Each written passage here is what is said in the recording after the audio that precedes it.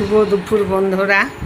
আজকে আমার দুপুরের মেনু হচ্ছে এই যে আমার নাতনি, আমার কর্তামশাই খেতে বসে গিয়েছে। আমি আজকে রান্না করেছি সাদা ভাত আর মুসুরির ডাল, পাতলা করে মুসুরির ডাল।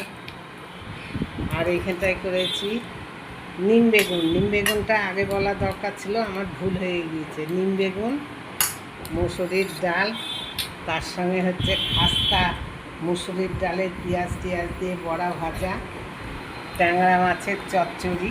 এই যে ট্যাংরা মাছের বেগুন আলু দিয়ে পাতলা করেছি আমি। ট্যাংরা মাছ, এগুলো দেশি ট্যাংরা মাছ, আমি পেঁয়াজ দিয়ে নিই।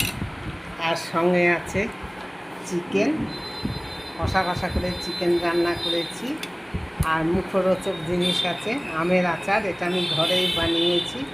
আমের আচার দুইজনাকে খেতে দিয়েছি। ট্যাংরা মাছের চচ্চড়ি কেমন হয়েছে? ভালো হয়েছে।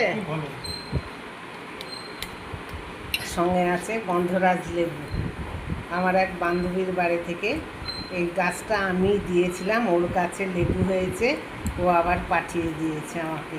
2-8টা লেবু হয়েছে, প্রথমেই আমাকে দিয়েছে, আমাকে খাইয়ে তারপরে নিজে খাবে। ডাল দেবো কি? তার ডাল খাবা না?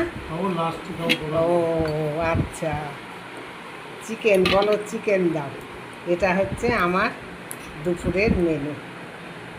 তো বন্ধুরা, কার কেমন লাগলো অবশ্যই কমেন্টে জানাবেন।